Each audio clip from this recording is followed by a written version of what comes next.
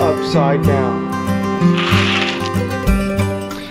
Hello everybody, my name is Jimmy and welcome to Bike Stuff. This is a bike lifestyle and enthusiast vlog. Today we're going to be talking about this, the most infamous bike on the internet, the KENT Thruster FIXIE 700C. Is it a viable bike? What do you need to get it there? I'll let you know in this episode. Thanks.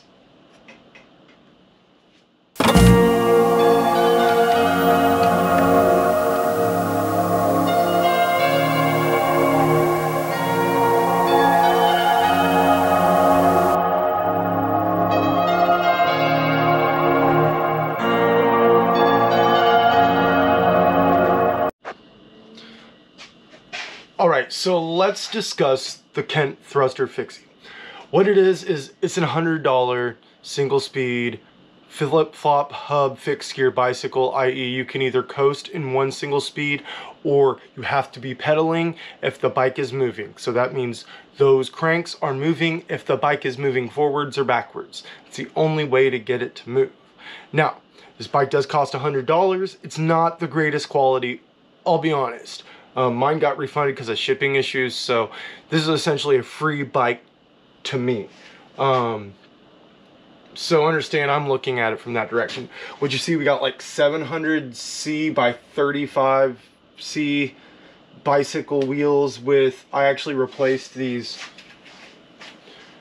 red wheels with these black Blackburn wheels from Walmart. We're just trying to like put as little as possible into this bike and see how good we can get it. So, you know, just an old metal frame, came with some flat bars or some riser bars kind of off a mountain bike, regular seat, single speed. I think it's 40 in the front, 18 in the back.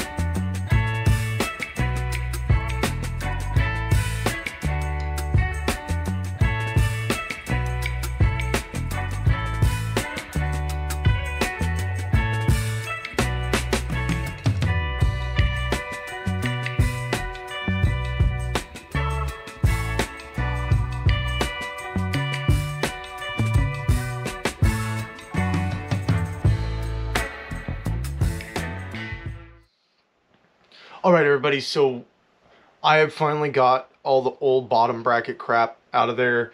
It's caged bearings. Let's see if I can get them out. You'll see there are these bearings that are inside of a cage. What happened on the other side is they tore to pieces.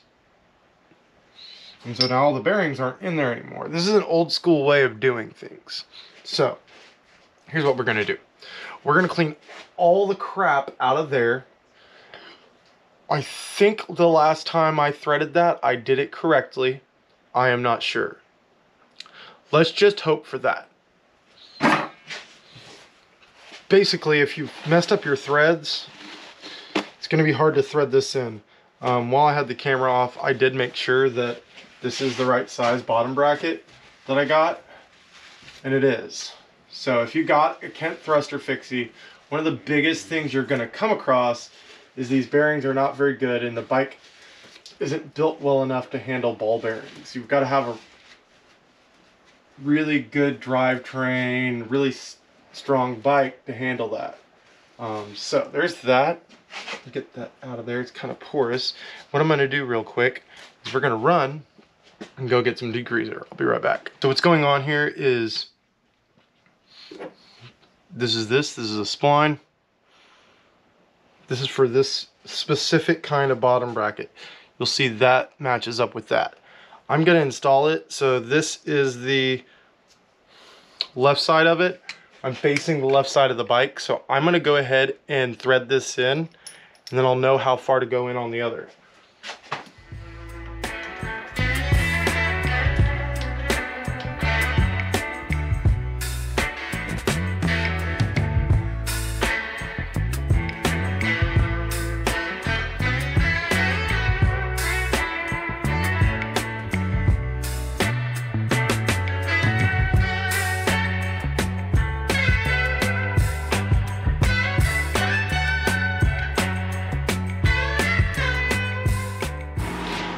Okay, so here we are. I drink a lot of coffee, I'm sorry, but here's what I have done. I have replaced the old caged bottom bracket. What can I do? Right there, you see it. That's a sealed bottom bracket. It's really not much to show. It's just a tube, and it takes that specific spline that I showed you earlier. Just got this in the mail. Literally, like, ran out there just now. I'm recording. I'm gonna cut her open. What is this? They wrapped it very well. Good on them. I'll post a link to this. You can look at it. I don't know how good it is, obviously. I'm just opening it.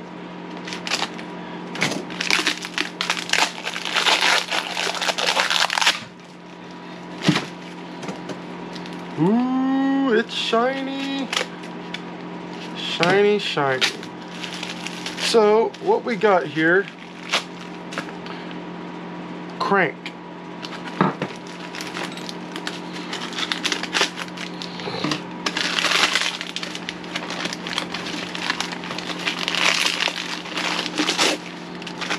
And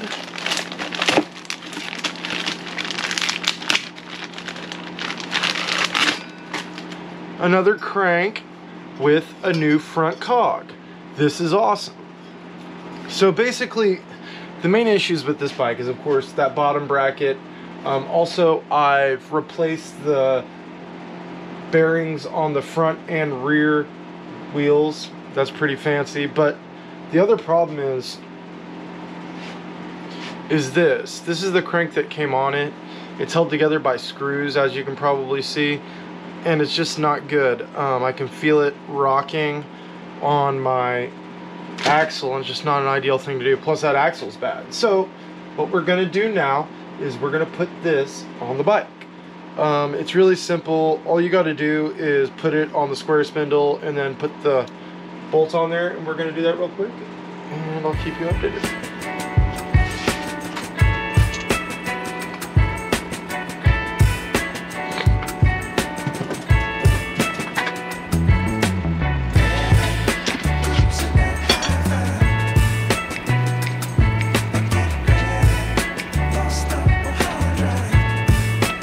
One thing I will do real quick is give this a couple laps right there in the center.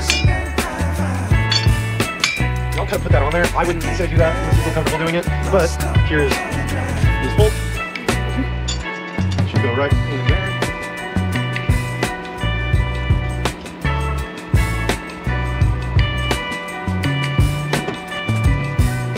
Let's see how big she is.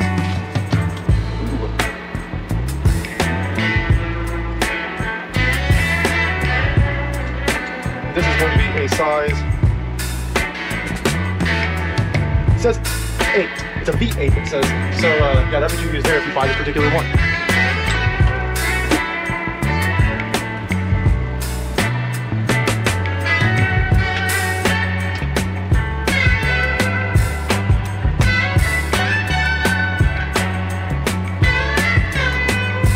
So what I'm doing now is I'm choosing this, too big.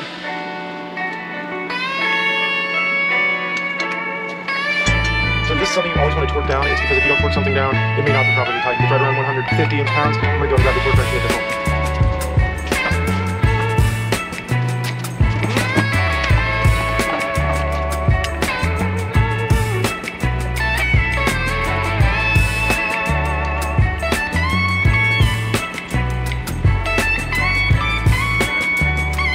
So it's already set right around 150. I actually think it's 190. I kind of want to turn it down. I'm pretty done. So it's 190. Alright, so 150 foot-pounds, let's go down.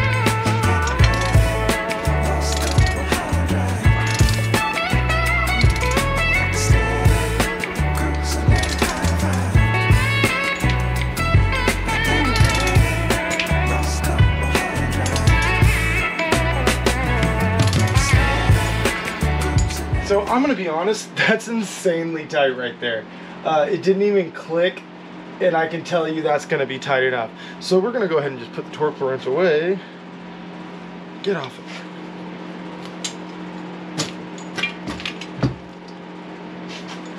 All right, same kind of thing. We're just gonna take this other shiny arm here. I don't like leaving this. Some people buy cameras like this one, it belonged to my cousin. They don't take the peel off stuff, and it drives me nuts. So there's bottom, there's top. They're opposite each other. That's how cranks work.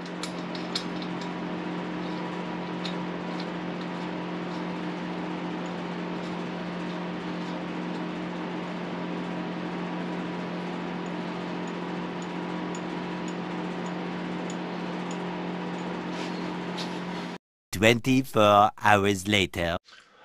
Alright, so it's the next day. I am so sorry. I didn't mean to mismanage my time, but basically we got everything put back together. I wanted to go a little bit in depth and show off what all we got to put in this. I know I showed myself installing it. I probably didn't say exactly what we put in it. What we got first is a Mimoke. Sealed bottom bracket in contrast to the cage bearing bottom bracket, so that's great. 68 by 113, that's 1 millimeter wider on the spindle length. That is a little bit more clearance for your cranks, and which is awesome. You don't want to go too wide, but 1 millimeter wider than stock is fine. What else we got is this RPM. It says RPM right there. I don't know if you can see, but RPM crankset, 38 teeth. It gives me a little bit more push up against the wind here in Northwest Florida. When I ride over this bridge and all over this place, it's so windy. It's kind of like climbing in a very different way. Like your climb's pulling you in two directions. So that was really important. I think I like it. Maybe I'll actually go up because it was originally a 40. I might go up to a 42 once I get used to riding fixed again. It's been almost 10 years. So, but overall, it's turned out pretty good. I'm going to take it out on a ride and show you guys and talk a little bit more about it. It is windy in Northwest Florida today. Like I said earlier, it's every day. So I apologize for the sound, but it should be pretty good. We do have a windscreen on the microphone. I'll see you out there.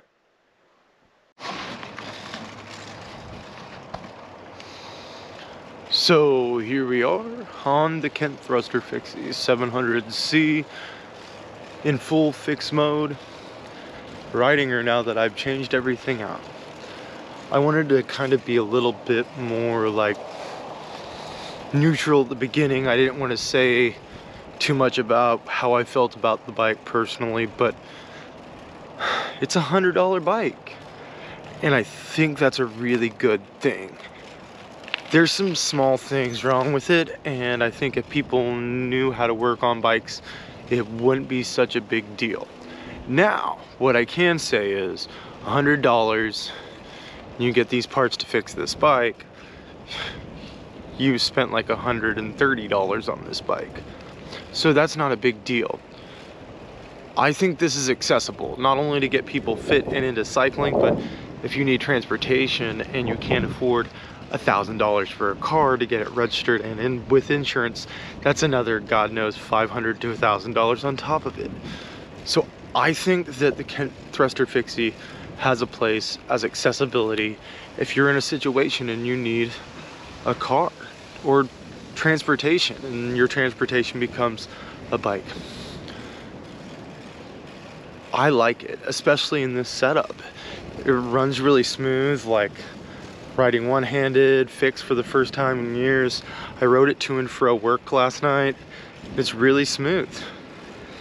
I really, really like it. So if you can cough up 150 bucks, you have a base for a bike that will last you a long time. I rode it in its original form out of box for about 300 miles. And yeah, I had to replace those cage bearings once. I finally went to that bottom bracket and I was able to spend a little bit of money over time. So if you're in dire need of a bicycle and you kind of want to learn how to ride a bike, especially fixed gear, come and get one of these and learn how to work on your bike. It's kind of like, you know, I love cars too, and I like knowing how to work on my car when I own one. And I don't own a car, so I've been riding this KENT Thruster Fixie and I really like it. So I would say go out and get it. There's a few other bikes you can buy in this price range, and I bet it's all about the same. So overall, in conclusion, I think that the KENT Thruster Fixie is viable if you're in a situation. And it's also viable if you just kind of want a frame that you can add a bunch of stuff to and have kind of your own cool little bike. I just think that if you want to get into cycling and you want to drop $1,000 on a bike plus the $1,000 worth of accessories and clips and pedals, you know, go get you one of these. They're pretty fun to ride and really cheap. So yeah, let's get some video of me riding.